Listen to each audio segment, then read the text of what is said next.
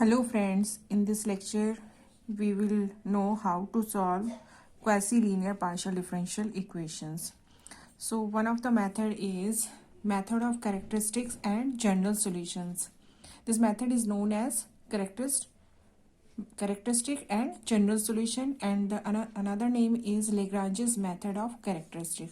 The most popular name is Lagrange's method. इस method को सबसे पहले लेग्रांजेस ने इंट्रोड्यूस किया था, तो इस मेथड को हम लेग्रांजेस मेथड के नाम से भी जानते हैं. ये मेथड हम basically quasi linear partial differential equations के जनरल सॉल्यूशंस को फाइंड आउट करने के लिए यूज़ करते हैं. अब ये मेथड क्या है, इसको जरा हम देखते हैं. The general solution of A first order, यहाँ हम ये जो मेथड अप्लाई कर रहे हैं, यहाँ इंपॉर्टेंट चीज़ ये है कि हम इसको first order quasi linear partial differential equations के लिए यूज़ करते हैं, जिनकी जनरल फॉर्म क्या है, A X Y U U x plus B X Y U Y is equal to C x Y U. यहाँ हमने जो ये यू फंक्शन लिया है, that is the function of x Y. A and B and C are arbitrary constant. U हमारा function of x y है. यहाँ जो यू एक्स है that is del operator del you over del x, और u y यानी कि del you over del i. तो ये इस तरह से भी लिखा हो सकता है, del you over del x, या यू एक्स यू वाई भी लिखा हो सकता है. This is equal to C x Y u. Quasi linear को हमने पहले भी देखा है कि क्वासी लीनियर डिफरेंशियल इक्वेशंस की जो पार्शियल डिफरेंशियल इक्वेशंस की जो जनरल फॉर्म होती है वो है, यहाँ पर यू एक्स और यू वाई जो फंक्शन होगा वो लीनियर होगा. लीनियर यानी कि सिर्फ इसकी पावर क्या होगी, 1 होगी. यानी कि आप देख रहे हो इसकी कोई पावर नहीं है, ना ये ऑर्डर 2 का है, फर्स्ट ऑर्डर का है. तो del you over del x यानी कि सिंगल पावर होगी. यहाँ ये फंक्शन इसके साथ एक्स वाई और यू का भी हो सकता है, यानी कि यहाँ पर एक्स वाई और यू की टर्म्स आ सकती हैं. यहाँ कोई कंडीशन नहीं है, या एक्स स्क्वायर आए वाई स्क्वायर आए यू स्क्वायर, बट यहाँ जो कंडीशन है यू एक्स के साथ और यू वाई के साथ वो लीनियरिटी के है, कि यानी कि वो लीनियर टर्म्स होनी चाहिए. इसके जो भी सोल्यूशन इन इक्वेशन को सॉल्व करने के बाद जो फाई और साई जो सोल्यूशंस होंगे उनको हम इस तरह से लिखेंगे, f phi and psi is equal to 0. जहां पर ये हम फाई एफ जो ले रहे हैं वो कोई क्या है, हमारा आर्बिट्रेरी फंक्शन है. जो फाई सोल्यूशन आएगा वो एक्स वाई यू की टर्म में होगा. सिमिलरली जो साई फंक्शन होगा that is also in x y and you.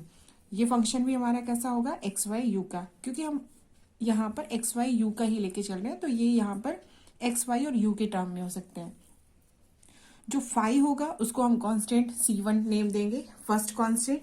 Sai जो होगा उसको हम कांस्टेंट C2 देंगे. These are the solution form. अब क्वेश्चन ये है कि हम इस मेथड को कैसे अप्लाई करते हैं. यहाँ हमारा जो यू एक्स लिखा है इसके साथ जो भी टर्म्स हो, जो भी इसके साथ मल्टीप्लाई हो रही है उसको हम कैसे लिखते हैं, डी एक्स अपॉन ए, डी वाई अपॉन बी जो ये वैल्यू है, एंड डी यू अपॉन सी. यहाँ पर कुछ बुक्स में यू की जगह जेड भी लिखा होता है. उस केस में ये क्या होगा, z का फंक्शन होगा, z is a function of x y होगा. तो क्वेश्चन पर डिपेंड करता है वहां u लिखा है या z लिखा है. अगर z लिखा होगा तो फिर ये zx हो जाएगा, यहाँ zy हो जाएगा. u किस में रिप्लेस हो जाएगा, u को हम रिप्लेस कर देंगे z से. तो डिफरेंट बुक्स में डिफरेंट टाइप से लिखा होता है. अभी हम यहाँ u के लिए लेके चल रहे हैं, तो d u over c. The solutions curve defined by, ये जो भी सोल्यूशन फर्स्ट फाई आया साई आया इसको हम सोल्यूशंस कर्व बोलते हैं. जहां ये सोल्यूशन कर्व क्या होगा, phi x Y u is equal to C1. Psi जो होगा that is also x Y u is equal to C2. All these curves are known as family of characteristic curve of equation 1. जो हमारी partial differential equations given है उसके क्या है, ये characteristic curves हैं. तो फैमिली ऑफ कैरेक्टरिस्टिक कर्व के नाम से जानते हैं ये जो हमारे जो फर्स्ट और सेकंड सॉल्यूशंस आते हैं. इस पर बेस्ड हम जरा एक क्वेश्चन करते हैं और स्टेप बाय स्टेप देखते हैं कि इस मेथड को हम कैसे अप्लाई कर सकते हैं. तो फर्स्ट हमारा क्वेश्चन है, find general solution of first order linear partial differential equations. ये हमारा क्वेश्चन ये होगा, general solution partial differential equations को जब हम ये क्वासी लीनियर को हम सॉल्व करते हैं और लेग्रांजेस मेथड अप्लाई करते हैं तो इसका हम क्या करते हैं, जनरल सॉल्यूशन फाइंड आउट करें. क्वेश्चन क्या दिया है, X P plus Y Q is equal to Z. Previous lecture में मैंने बताया था del you over del x या del Z over del X को हम पी से डिनोट करते हैं, del Z over del Y को हम क्यू से डिनोट करते हैं। अगर जेड है तो del Z over del y होगा, और अगर यू है तो del you over del y होगा। तो अगर क्वेश्चन में पी और क्यू दिया हुआ है तो कंफ्यूज नहीं होना है कि ये हम किस तरह से सॉल्व होंगे। तो ये हमारी क्वेसी लीनियर है। इसको हम स्टेप 1 क्या करते हैं, लेग्रांजेस कैरेक्टरिस्टिक सब्सिडियरी इक्वेशंस की फॉर्म में लिखते हैं। क्या है वो, dx अपॉन जो p के साथ जो कोफिशिएंट मल्टीप्लाई हो रहा है वो x, dy अपॉन जो q के साथ मल्टीप्लाई हो रहा है, dz अपॉन जो लास्ट टर्म है हमारी वो, ये हमने लिख दी। अब हमारा एम है इन तीनों, ये जो हमारे पास ये आया है इक्वेशंस आई हैं, इनको सॉल्व करना। तो यहाँ पर हमें सिर्फ 2 कैरेक्टरिस्टिक कर्व निकालने होते हैं। कैरेक्टरिस्टिक कर्व निकालने के लिए हम फर्स्ट 2 पार्ट को सॉल्व कर सकते हैं। तो फर्स्ट हमारे पास ये तरीके हैं, फर्स्ट और सेकंड को सॉल्व करें, सेकंड और थर्ड को सॉल्व करें, और फर्स्ट और थर्ड को सॉल्व करें। तो वी हैव 3 वेज। जो सबसे फर्स्ट तरह का मेथड है ये, या तो हम सिंपली फंक्शंस बना के इन दोनों को सॉल्व करें। अगर मैं फर्स्ट 2 पार्ट्स लेती हूँ, 2 रेशियो हमने लिए, that is dx upon dx upon x, dy upon y. अब यहाँ dx के साथ देखो फंक्शन ऑफ x है, dy के साथ भी फंक्शन ऑफ y है। तो हम सेपरेशन ऑफ वेरिएबल से यहाँ से अलग अलग दोनों को इंटीग्रेट कर सकते हैं और फर्स्ट कैरेक्टरिस्टिक कर्व निकाल सकते हैं। इसको इंटीग्रेट करोगे तो log ऑफ x, इसको इंटीग्रेट करोगे तो log of y plus integration constant. अब यहाँ हम देखा कि दोनों टर्म्स लॉग के टर्म में आ रही है, तो हमें सिंपली इंटीग्रेशन कांस्टेंट C1 लेने में क्या है, आगे हमारे सॉल्यूशन में थोड़ा सा प्रॉब्लम होगा। तो इससे बेटर ये है कि हम क्या करें, कांस्टेंट भी लॉग की टर्म में ही लें। तो log x is equal to log of y plus log C1। Now अगर मैं इसको इस साइड लेके आती हूँ, क्योंकि मुझे बेसिकली C1 की आंसर चाहिए कांस्टेंट में, फर्स्ट कैरेक्टरिस्टिक कर्व के लिए C1 चाहिए। तो मैं इसको लेफ्ट हैंड साइड लेके आती हूँ, तो log x minus log y बनता है, और ये हम फॉर्मूला जानते हैं log x m minus log n क्या होता है, log m बाय n। तो यहाँ से मैं लिख सकती हूँ log x by y which is equal to log C1। दोनों साइड log है तो इसको कैंसिल, मतलब log हटा सकते हैं। तो log यानी कि simply x by y is equal to C1। ये मेरा क्या आ गया, फर्स्ट कैरेक्टरिस्टिक कर्व निकल के आ गया है, यानी कि मेरे फर्स्ट कॉन्स्टेंट की वैल्यू आ गई है, फर्स्ट सोल्यूशन आया है। सेकंड आपकी चॉइस है कि dy upon y is equal to dz upon z को सॉल्व कर सकते हो, या dx अपॉन x और dz अपॉन z को सॉल्व कर सकते हो। मैं यहाँ पर ले रही हूँ dy upon y is equal to dz upon z। यहाँ पर इंटरेस्टिंग चीज ये है कि लेग्रांजेस मेथड में ये जो फैमिली ऑफ कर्व निकल के आती है वो यूनिक नहीं होती है। हर एक स्टूडेंट की अपनी चॉइस है कि वो उसको किस तरह से सॉल्व करे, बशर्ते आपका सोल्यूशन क्या है, करेक्ट होना चाहिए। आप जो सोल्यूशंस पार्ट ले रहे हो वो आप कंप्लीटली सॉल्व कर पा रहे हो, ऐसा नहीं है कि कोई भी सॉल्व कर दिया। यहाँ function of x y, function of y z हो या एक्स जेड हो, इस तरह के सोल्यूशंस लो, चॉइस आपकी इस तरह की होनी चाहिए। तो dy upon y is equal to dz upon z। मैंने लास्ट के 2 रेशियोज ले लिए, यहाँ इन दोनों को सॉल्व करती हूँ तो सेम मेथड है जो भी हमने ऊपर सॉल्व किया। ये एक सिंपल सा क्वेश्चन है इस मेथड को समझने का। यहाँ पर मैंने क्या किया, इसको इंटीग्रेट किया और सिमिलरली एक नया नेम दे दिया, psi is equal to y upon z equal to C2। Same process है जो ऊपर सॉल्व किया था, सेम यहाँ फर्स्ट C1 करवाया, C2 करवाया, इन दोनों को क्या करना है, मुझे अब आर्बिट्रेरी फंक्शन में पुट कर देना है। तो फर्स्ट कर्व हमने पुट किया, हैंस हम लिखूंगी hence the general solution is given by, ये लाइन आपको ऐड करनी है, एग्जाम में आपको इसी फॉर्मेट में लिखना है। एफ लिखना है आर्बिट्रेरी फंक्शन, फाई जो आपने फर्स्ट सॉल्यूशन निकाला है that is x by y, psi जो आपका सेकंड सॉल्यूशन है वाई बाय जेड। C1 और C2 इस फॉर्म में नहीं आने चाहिए। नोट करने वाली चीज क्या है, यहाँ पर जब आप सॉल्यूशंस लिख रहे हो तो फंक्शन फॉर्म में C1 और C2 इंक्लूड नहीं होते हैं। So this is equal to 0। So this is our final general solution. किसी भी क्वासी लीनियर इक्वेशन का ये हमारा क्या है, फाइनल जनरल सॉल्यूशन है। एक और मेथड करते हैं, ये एक सिंपल मेथड है, प्रैक्टिस करो इस तरह के क्वेश्चंस की, ये सबसे इजीएस्ट फॉर्म है। नेक्स्ट है इसी में लेग्रांजेस मेथड में ही हम और किस तरह से सॉल्यूशंस, किस तरह के क्वेश्चंस फ्रेम होते हैं। अगेन सेम क्वेश्चन है, find general solution of the first order quasi linear partial differential equations. It is given as u in the bracket x plus y ux plus u in a bracket x minus y uy is equal to x square plus y square। So step 1 हमारा क्या कहता है, Lagrange's equations लिखे। Lagrange's equation क्या कहते हैं, dx upon ये जो पार्ट ux के साथ है that is ux plus y, dy इसके साथ जो पार्ट है that is u x minus y is equal to जो रेस्ट पार्ट है, यहाँ पर किसी की टर्म नहीं दी है तो ये हमने dx और dy के साथ ले लिया। जो रेस्ट टर्म है क्योंकि u के साथ है तो du ऊपर लिखूंगी, x square plus Y square. अब हमारा नेक्स्ट जो स्टेप आता है, इन किसी भी दो पार्ट्स को हमें यानी कि दो कैरेक्टरिस्टिक कर्व फाइंड आउट करना। अब यहाँ पर हम देख रहे हैं कि dx अपॉन u का भी फंक्शन इन्वॉल्व हो रहा है, dy के साथ भी, और du के साथ u की टर्म मिसिंग है। तो हमें क्या करना है, कुछ इस तरह की टर्म्स लेके आनी है कि जहाँ न्यूमरेटर और डिनोमिनेटर में, अगर न्यूमरेटर में x और y है तो डिनोमिनेटर में भी x और y की ही टर्म आनी चाहिए। अगर u की भी आ रही है तो ये आपस में क्या हो, कैंसिल हो जाए। तो हमारे पास 2-3 तरीके हैं। फर्स्ट हमने स्टार्टिंग में कर लिया फर्स्ट क्वेश्चन में। सेकंड में हम क्या करें, हम लेग्रांजेस मल्टीप्लायर फाइंड आउट करते हैं। कैसे मल्टीप्लायर्स होंगे कि अगर आप पहले इन टर्म्स को जरा मल्टीप्लाई करके देखो तो ये क्या आ रहा है, ux plus u y, u x minus u y. अगर मैं इन दोनों को ऐड करूंगी तो यू वाई टर्म तो खत्म हो जाएगी बट 2ux आएगा, तो रेस्ट टर्म में कहीं आ ही नहीं रहा। तो ux तो इंटीग्रेट नहीं हो सकता क्योंकि ऊपर फंक्शन जो बनेगा dx प्लस dy का आना बनेगा। तो नीचे भी जो टर्म है नोट करना, अगर ऊपर dx और dy का बन रहा है तो नीचे भी x प्लस वाई की ही टर्म बननी चाहिए।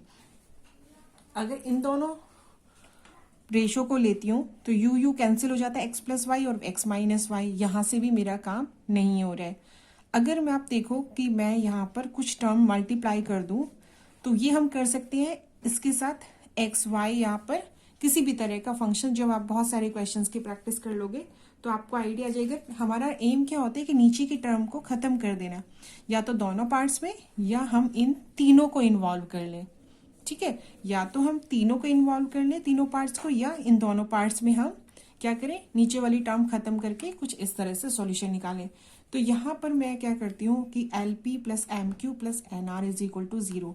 तो हमें क्या है, एल एम एन की वैल्यूज चूज करनी है। पी क्या है, ये वाली पी टर्म है, ये क्यू है, ये आर है। तो अगर मैंने इसको एक्स से मल्टीप्लाई किया, इसको माइनस ऑफ वाई से और यहाँ पर माइनस ऑफ यू से, आप खुद देखोगे पहले एक्स से मल्टीप्लाई करो, यहाँ पे वाई की मल्टीप्लाई करो और फिर यहाँ से यू से, तो आपको खुद से आइडिया लगेगा कि मैं पॉजिटिव साइन लूँ या नेगेटिव साइन। इस जो नीचे जो टर्म होगी उन सबको क्या बनाना है, मुझे 0 बनाना है। तो हम जो टर्म से मल्टीप्लाई, जिस भी वेरिएबल से मल्टीप्लाई करेंगे वो ऊपर नीचे, क्योंकि आप ऐसा तो नहीं है कि यहाँ ऊपर नीचे मल्टीप्लाई कर दिया ऊपर किया ही नहीं, तो ये ऊपर वाली टर्म्स में भी आएगा। तो आपने देखा x u x plus u y minus u x, यहाँ जब इसको सिंप्लीफाई करोगे तो ये टर्म क्या हो जाएगी, सारी कैंसिल आउट होके 0 बन जाएगी। तो ऊपर जो आपके न्यूमरेटर में बनेगा वो क्या बनेगा, x d x plus minus of y d y plus minus of u d u is equal to 0, है ना। अब माइनस को बाहर मल्टीप्लाई कर दे तो ये क्या टर्म बनेगी, x d x minus y d y minus u d u is equal to 0। यहाँ पर मोस्ट इंपॉर्टेंट जो पार्ट है वो यही है कि आपको किस टर्म से मल्टीप्लाई करना है। अब 2-4 क्वेश्चंस में जब आप करेंगे तो इससे प्रैक्टिस हो जाएगी हमें किसको किससे मल्टीप्लाई करना है। बट नोट करने वाली चीज़ है, या तो इन दोनों को मल्टीप्लाई करने पर किसी टर्म्स को कैंसिल हो रहा होगा, या इन तीनों को इन्वॉल्व करके नीचे की टर्म खत्म हो रही होगी। तो यहाँ पर मोस्टली इंपॉर्टेंट मतलब मल्टीप्लाई करने वाले टर्म्स क्या क्या है, एक्स वाई या यू, जो भी फंक्शन दिया हुआ है वो, या तो हम डिवाइड करेंगे या मल्टीप्लाई करेंगे। अब यहाँ से एक सिंपल सी इक्वेशन आ गई, एक्स डी एक्स के साथ आ रहा है, वाई के साथ डी वाई आ रहा है और यू के साथ डी यू। हम इजीली इसको इंटीग्रेट कर सकते हैं। इंटीग्रेट करेंगे तो हमारा इंटीग्रेशन क्या आएगा, इंटीग्रेशन हमारा आएगा x d x minus y d y minus u d u. इसको इंटीग्रेट किया तो हमारा सोल्यूशन क्या है, x square by 2 minus Y square by 2 minus u square by 2 is equal to C1। अब वही आपको कांस्टेंट कैसा चूज करना है, या तो आपने C1 चूज कर लिया या C1 बाई 2 भी, क्योंकि वो भी एक क्या होगा, कांस्टेंट ही होगा। या हम इसको लिख सकते हैं इस इक्वेशन को x square minus Y square minus u square into 2c1।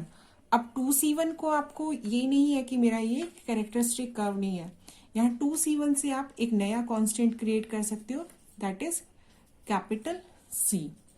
तो ये हमारा एक फर्स्ट कैरेक्टरिस्टिक कर्व आ गया। सेकंड कैरेक्टरिस्टिक कर्व के लिए मुझे अगेन सोचना है कि मैं इसमें क्या मल्टीप्लाई और डिवाइड करूं। तो यहाँ पर अगेन मैंने क्या किया है, फर्स्ट टू रेशियोज को लिया है।